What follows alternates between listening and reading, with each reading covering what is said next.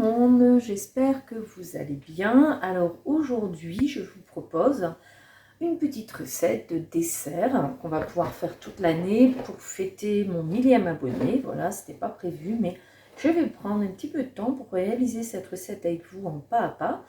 Donc on va utiliser un moule de chez Guy de Marle qui s'appelle le Bûchette. Ce moule, on peut l'utiliser toute l'année évidemment, hein. On aura des desserts en forme de bûchette, mais en fonction du décor, pourquoi pas le proposer toute l'année. Donc aujourd'hui, je vous propose de faire donc des petits desserts individuels, un petit bavarois, chocolat blanc, pistache et myrtille. Donc on va commencer par faire le petit biscuit qui va fermer. Bon, vous savez, on fait toujours un petit biscuit pour fermer un bavarois. Et donc on va faire aujourd'hui un daqua pistache amande. Bien sûr, on va utiliser mon robot préféré, le iCooking. Donc, on va faire cette recette avec plusieurs recettes déjà enregistrées. Mais si cette recette est bonne et qu'elle plaît, évidemment, j'enregistrerai sur le Club Guy de Marle la recette complète. Donc, on commence par un petit daqua à la pistache. Je vais mettre la caméra devant le robot. Voilà l'écran qui est tourné sur le robot. Donc pour faire la daqoise pistache, tout simplement sur le moteur de recherche, moi j'ai tapé daqoise pistache. Et hop, on lance la recherche. Donc on a plusieurs daqoises. On va affiner la recherche en mettant que nous, on cherche un dessert. Ça sera mieux. Et ici, on a une daqoise pistache fraise ou alors une daqoise pistache ou amande de Nat en cuisine. Donc, on va prendre cette recette-là, puisque c'est le biscuit que je cherche. Et ça tombe bien, cette recette, c'est uniquement le biscuit. Donc, on a besoin de farine, de blanc d'œuf qui sont sous vide chez moi. Hop! De la poudre d'amande ou de pistache et du sucre en poudre. Donc moi je vais mettre de la poudre d'amande et je vais parsemer ce biscuit de pistache, et dans mon gâteau je vais utiliser la pâte de pistache du Guy de Marle un petit peu pour colorer le gâteau, puis bien sûr pour accentuer le goût de la pistache. Alors une fois qu'on a nos ingrédients devant le robot, on va faire la recette, et avant de commencer je vois qu'il faut installer le fouet. Donc, mon fouet, bien sûr, il est installé sur mes lames. Donc, une fois que mon fouet est installé, versez les blancs d'œufs, 3 à 4 blancs. Donc ici, nous, chez souvent les recettes partagées, on pèse le blanc d'œuf, tout simplement parce que on prend l'habitude de garder tous les blancs. Et puis de ce fait-là, vous voyez, moi par exemple, dans mon... Donc ça, c'est le nouveau petit pot Be-Save 328 ml. Je ne sais pas combien il y a de blanc. Donc, c'est quand même plus pratique pour moi de pouvoir peser. Donc, on va peser 100 grammes. Donc, 100 grammes de blanc. En principe, c'est 30 grammes de blanc par œuf. Donc, c'est 3 ou 4. Ça dépend de la taille de vos œufs. Voilà, donc mon four est à 180 degrés. Toujours préchauffer votre four quand vous prévoyez de cuisiner, et s'il y a une cuisson évidemment, parce que sinon c'est pas la peine. Alors 100 grammes, ok. Et on va mettre, donc on va lancer, on va peser le sucre à part. Voilà, donc pour peser, vous savez, on fait comme ça. On met un petit contenant sur le bol. Alors, 60 grammes, nickel. Et on va commencer avec une cuillère à soupe de sucre et on ajoutera le sucre progressivement. Alors, c'est parti. On met suivant. On va mettre une cuillère à soupe. Voilà. Hop, 2 cuillères à café. C'est parti. Alors, pendant ce temps-là, je vais ouvrir ma pâte de pistache.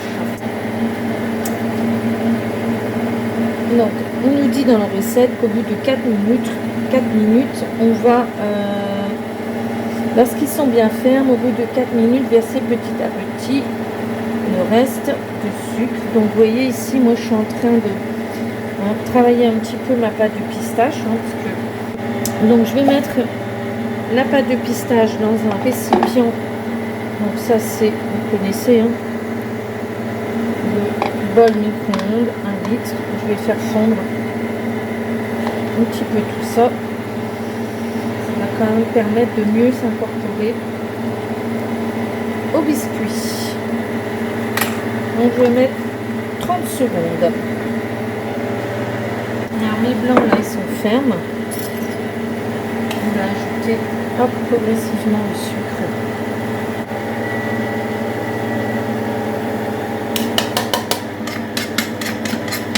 Voilà. Alors en étape suivante, on va tamiser la poudre de pistache, amande et farine. Donc on pèsera dans ce contenant la poudre d'amande et la farine.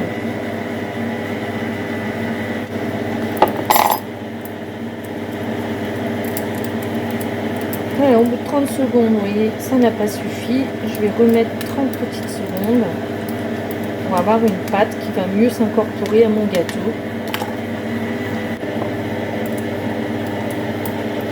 Voilà, les œufs, les blancs sont bien montés. Je vais remettre à nouveau 30 secondes. Sinon, on va avoir des morceaux de pistache dans le gâteau.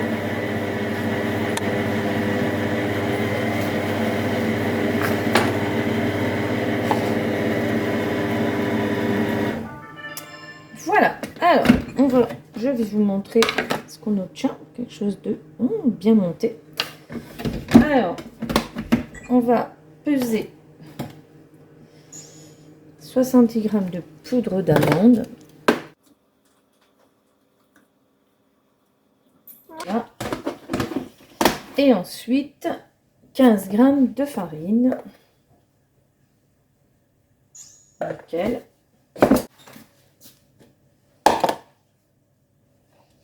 Une pâte de pistache, voilà, c'est un peu mieux. Moi, je voudrais faire une belle pâte parce que sinon, on va garder des morceaux de pâte de pistache dans le gâteau. C'est pas que ça va pas être bon, c'est que tout le monde n'aura pas la même quantité de pistache.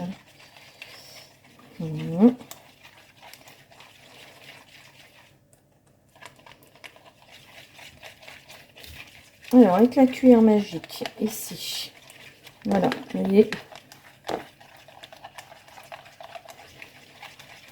je vais venir un peu tamiser la farine.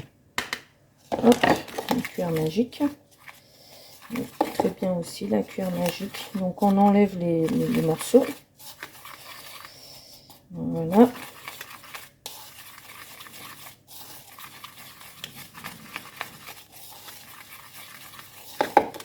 Alors, dans la recette, on nous dit qu'il faut incorporer progressivement le mélange. Donc, on va d'abord commencer par verser la pâte de pistache. Donc, je vais mettre mon robot en route. On est parti 1 minute. Donc, premier temps, moi, j'incorpore ma pâte de pistache. Pareil, tout doucement. Et ensuite, les poudres.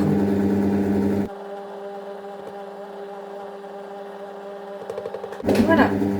Alors, ce mélange, comme indiqué dans l'étape suivante, on va venir le mettre dans le moule FlexiPan plat. On va uniformiser l'épaisseur, bien sûr. Moi, je vais saupoudrer d'un peu de pistache concassée et de sucre glace. Et je vais faire cuire 15 minutes à 180. Alors, pour concasser les pistaches, hop, on va utiliser le tornado. Vous voyez, le mien, il est bien abîmé, mais il fonctionne encore. Donc ça, comme on dit, quantité suffisante. C'est à vous de voir. Et on va donc mixer tout ça.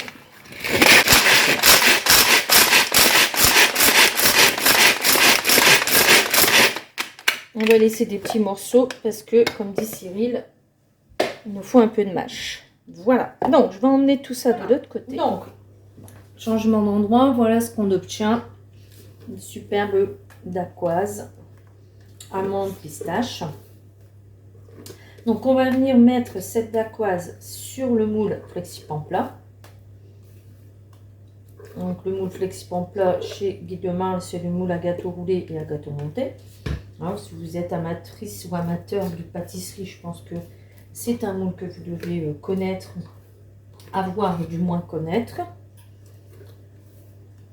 Sinon, c'est un indispensable quand on fait de la pâtisserie.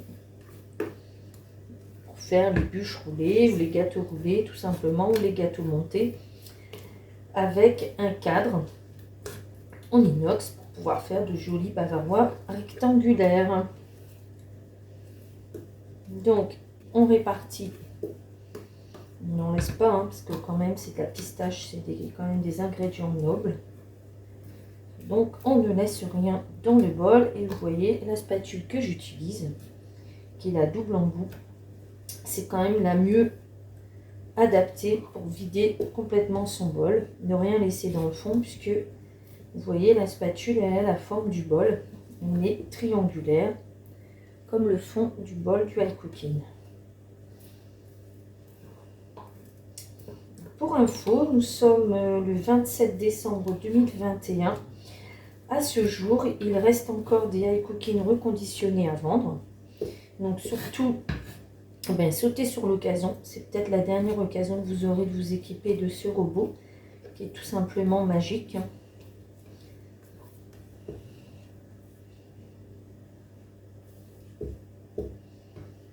Voilà. Alors, une fois qu'on a pris tout ce qu'il y avait dans notre bol, on va utiliser une spatule coudée pour bien répartir. Tout simplement, pareil, hein, spatule coudée, un peu indispensable en pâtisserie. Hein. Si vous êtes fan de pâtisserie, ça aussi, c'est un indispensable. Voilà. Alors, ça, on va saupoudrer de sucre glace. Donc, je vais mettre les pistaches concassées.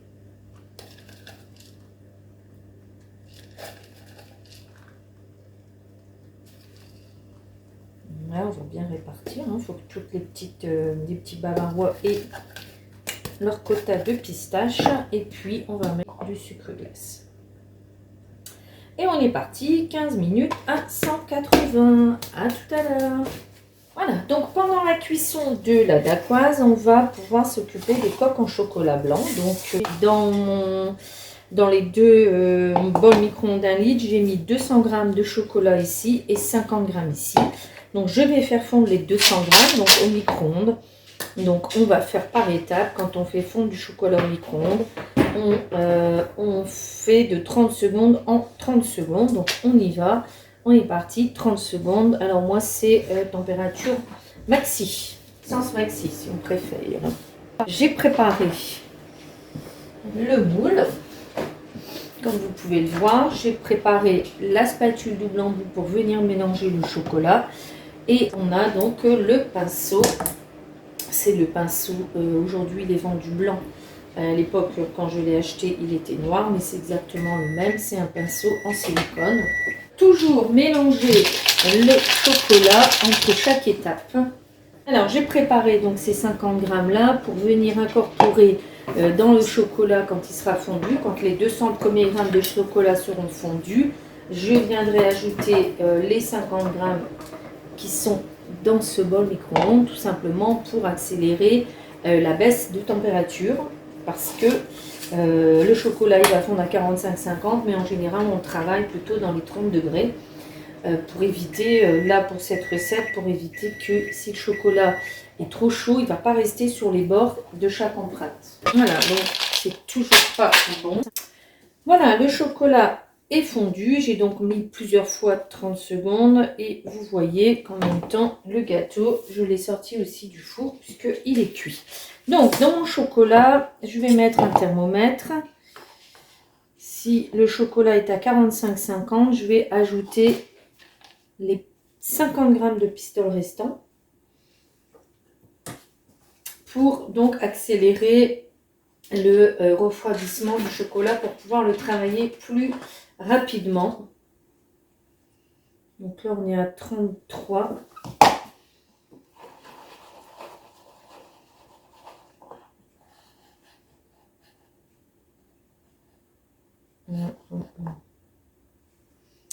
Je vais rajouter quelques secondes juste pour arriver quand même à une quarantaine de degrés. Sinon, on n'arrivera pas à faire fondre nos 50 grammes restants.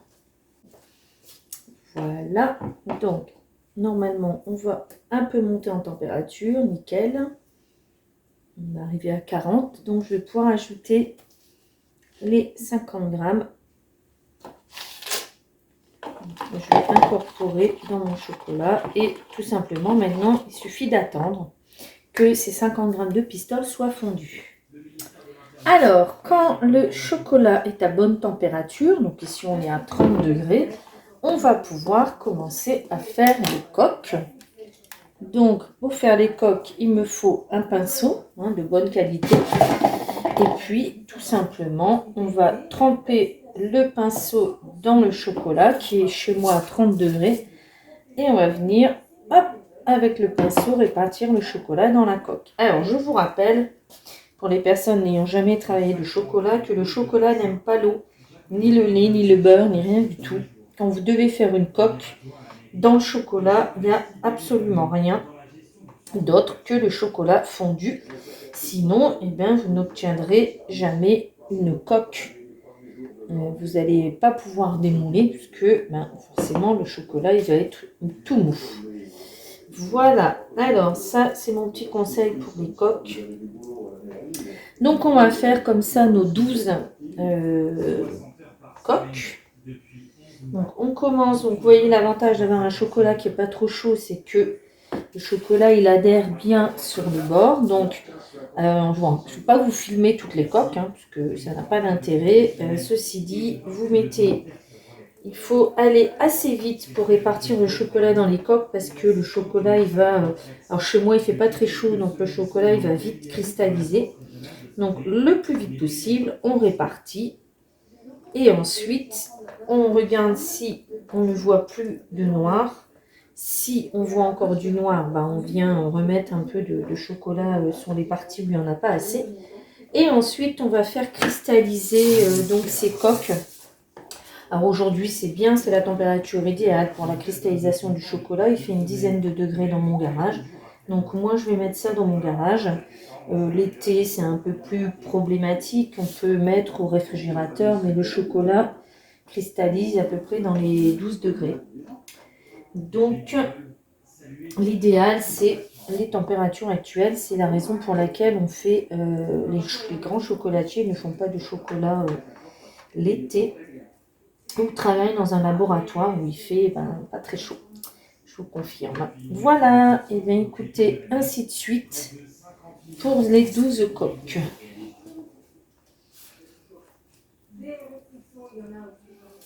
Voilà, mes coques sont terminées. Je vais donc mettre ça dans mon garage. Et quand les coques sont terminées et que le gâteau est cuit et on va démouler ensemble, eh bien on va pouvoir commencer à s'occuper de la mousse. Donc on se retrouve tout de suite, changement d'endroit devant le robot pour la mousse. Voilà, donc nous sommes là revenus devant le high cooking pour réaliser la mousse à la myrtille. Donc pour ce faire, on va avoir besoin de purée de myrtille, de sucre et de gélatine. Donc moi j'utilise la gélatine en poudre.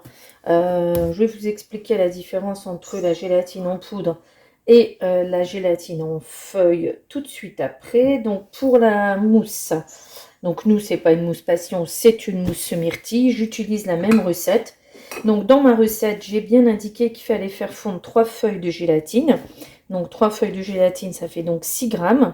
Donc j'utilise cette balance qui pèse au gramme près pour mettre 6 grammes de gélatine. Nickel. Donc 3 feuilles et vous savez que la gélatine, elle doit prendre 6 fois son poids en eau. Donc l'avantage quand on utilise, il manque un petit gramme, la gélatine en poudre, c'est qu'on va mettre dans la gélatine en poudre la quantité exacte d'eau dont la gélatine aura besoin pour se réhydrater, donc 6 x 6, 36. Donc je fais la tare et je rajoute ici 36 grammes d'eau. Et donc vous pouvez utiliser de l'eau chaude.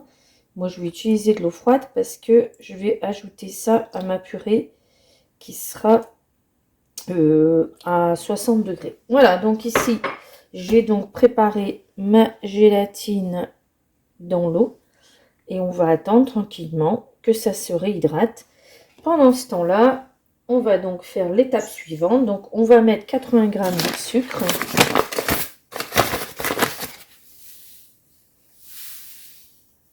Donc la quantité de sucre, la quantité de gélatine dépend du fruit. Là je prends un risque, hein. Je vais mettre la même chose que le fruit de la passion, on verra bien. Donc je verse directement 150 g de purée qui est un peu liquide, hein. Et on va faire chauffer ça 2 minutes à 60 et à la vitesse 2.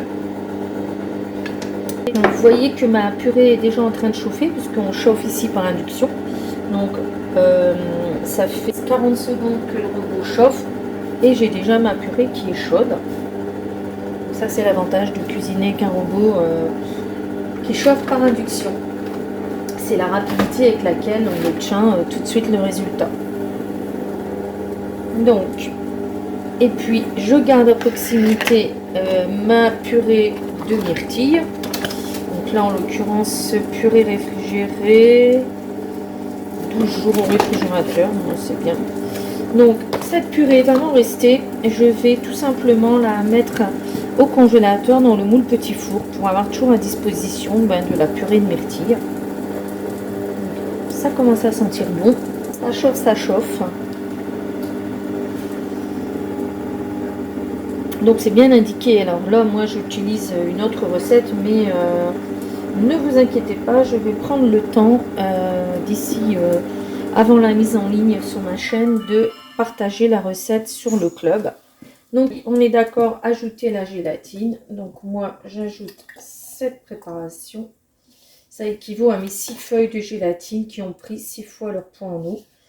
Alors je trouve que c'est plus facile à utiliser la gélatine en poudre. Et on en trouve maintenant dans les supermarchés en petits sachets. Alors c'est des sachets de, il me semble, j'ai une cliente qui m'a envoyé ça, 5 grammes. Donc l'inconvénient des petits sachets, c'est que s'il vous faut que 3 grammes ou s'il vous faut comme là 6 grammes, et ben il faut entamer 2 sachets.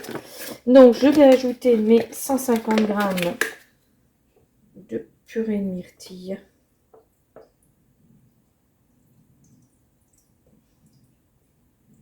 Ça ressemble plus à de la purée que tout à l'heure. Et voilà, 20 secondes de mélange et on aura fini la première partie de la mousse.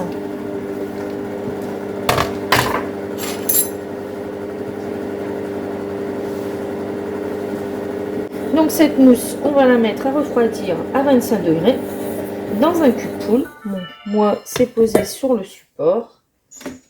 Donc ensuite, il nous restera juste à monter la crème en crème fouettée. Donc je vous rappelle que pour monter la crème, il faut un bol bien froid. Donc en attendant que ma purée refroidisse à 25, on va nettoyer le bol et aller le mettre avec le fouet dans le réfrigérateur.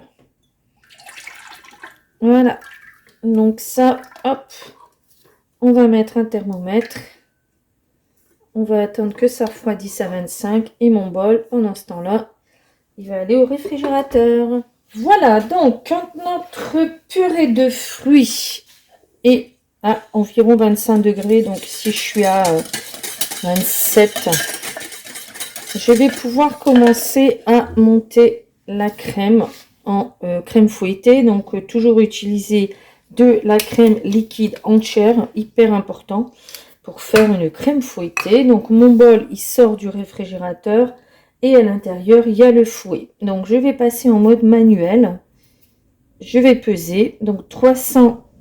Alors, je vais mettre 350 grammes de crème. Parce qu'il faut que je remplisse quand même mes 12 petits bavarois. Donc, 350 grammes de crème. Évidemment, qui est aussi bien fraîche puisqu'elle sort du réfrigérateur. Et donc, moi, je vais commencer par fouetter 1 minute à la vitesse 4.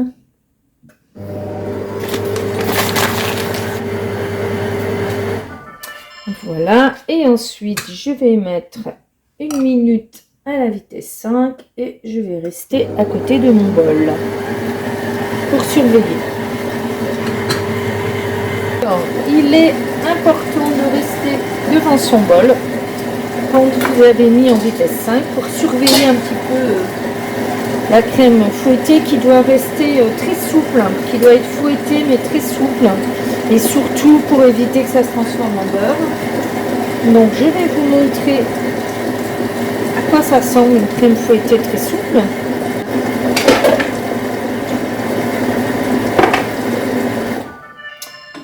Voilà, donc là on n'est pas encore tout à fait à ce que j'aimerais atteindre, donc je remets en vitesse 5 et surtout je reste devant.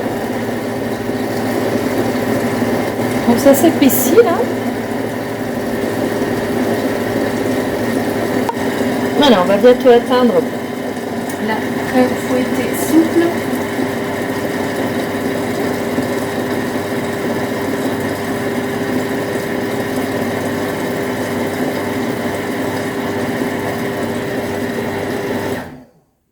Encore un tout petit peu.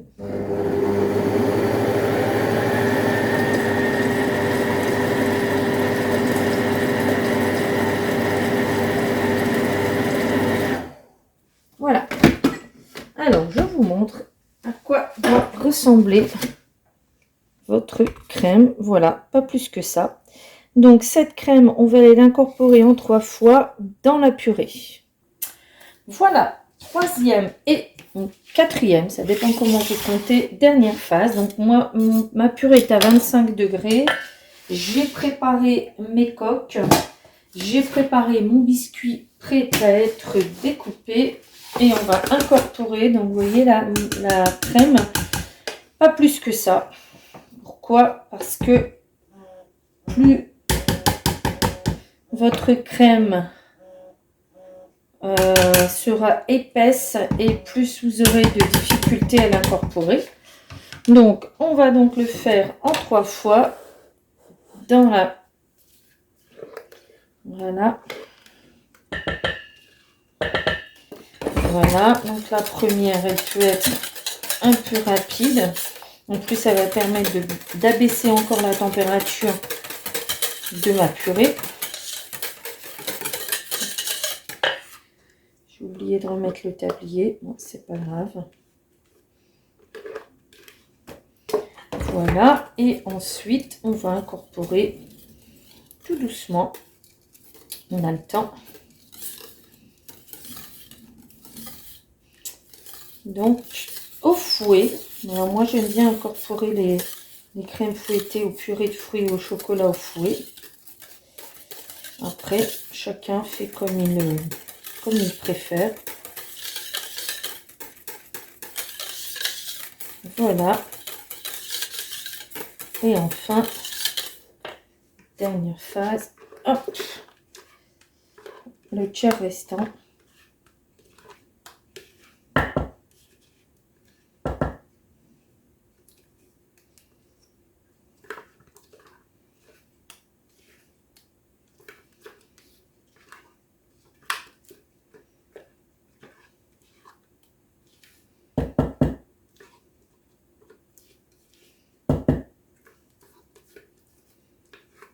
Alors, moi, je ne laisse pas de crème dans le fond du bol. Hop.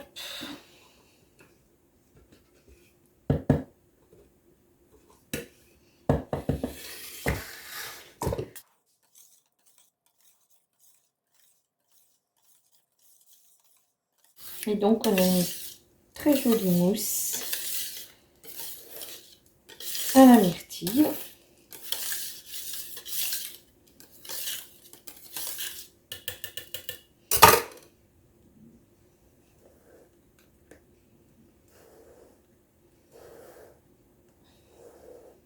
Alors, cette mousse, on va la répartir dans chaque coque en chocolat au moyen d'une petite louche. Et moi, j'ai préparé tout vide depuis quelques jours.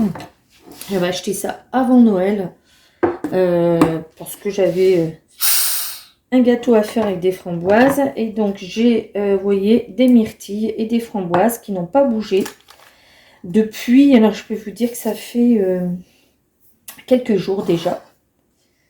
Donc, on va... Alors, Alors, avant de compléter, donc d'aller répartir la mousse dans les coques, on va couper la dacquoise. Donc moi j'ai un découpoir qui est adapté à la forme de mon moule. Si vous n'avez pas le découpoir, il suffit de faire un patron, hein. Voilà, de couper à la taille des empreintes. Et donc ici je vais faire 12 fonds de dacquoise pour venir fermer. Alors j'ai une partie de mon gâteau qui est trop cuit, vous voyez, j'ai laissé un petit peu trop longtemps, c'est pas grave, parce que je sais qu'avec le moule Flexipan en plat, je peux faire plus que 12. Donc on gardera les plus belles, le reste, eh ben, on mangera 4 heures. Ah, c'est trop bon, donc on va pas le perdre. Alors ici, j'en ai fait déjà 5, 6, 7, je compte bien, hein. 8. En fait, c'est 10 minutes la cuisson et moi j'ai mis un peu trop longtemps, il faut le dire.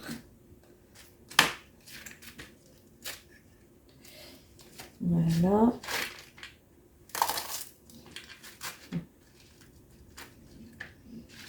Alors, on en a donc 4, 6 et 5, 11, encore une. Voilà, tout juste. Ça, c'est trop cuit. Hop. On goûtera ça tout à l'heure. Alors, on y va. Donc, maintenant, tout est prêt.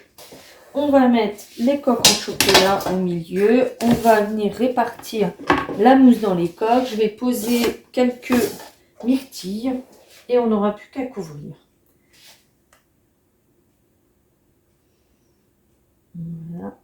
Vous voyez, ça va bien. En plus, comme c'est pas trop ferme, ça va juste bien aller au fond des coques.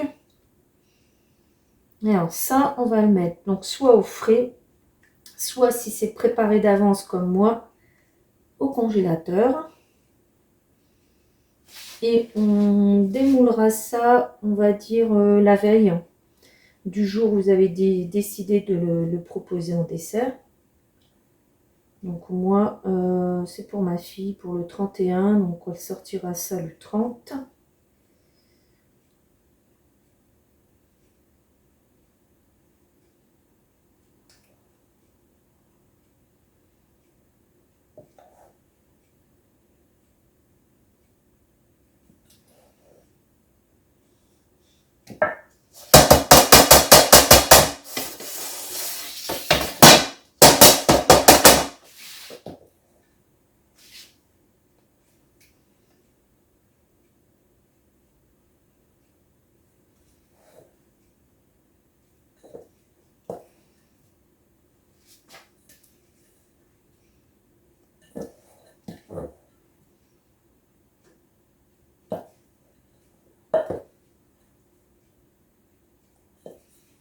Très pratique la petite louche, vous avez vu. Elle fait aussi office de spatule. Comme ça, moins de vaisselle. Voilà, donc là, on va, comme ça, on va venir mettre, voilà, 2-3 myrtilles par empreinte. On va en garder aussi au moins une douzaine pour décorer. On mettra une myrtille sur chaque coque.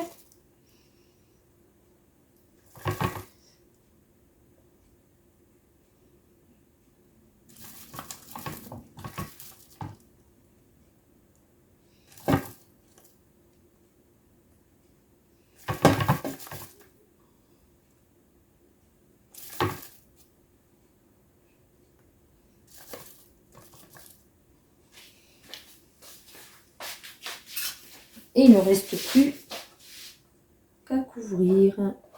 Je fais ça pour ne pas perdre de mousse. Voilà, donc on va prendre chaque petit biscuit pour couvrir les empreintes. Et on aura fini. Donc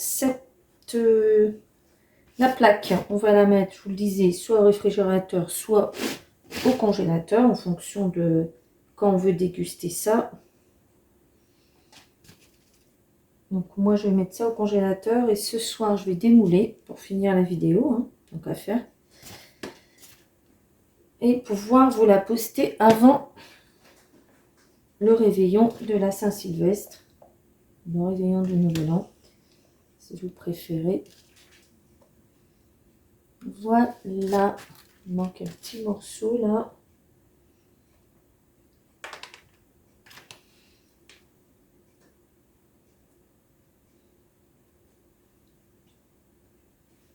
Voilà, j'en ai posé 6 à l'endroit, 6 à l'envers. Donc ça, on va mettre ça dans le congélateur et on se retrouve plus tard pour le démoulage. Voilà, donc après avoir passé 2 heures dans le congélateur, on va démouler les petits bavarois. Donc tout simplement en poussant sur le moule. Voilà, donc là je les remets dans une boîte parce que ils ne vont pas être consommés aujourd'hui, ni décorés. Donc je m'occupe de ça très vite pour pouvoir vous mettre une photo sur la vidéo. Donc, vous voyez quelle facilité on démoule. Il suffit de pousser en dessous. Comme on a un moule qui est très très souple, ben forcément ça va mieux. Voilà.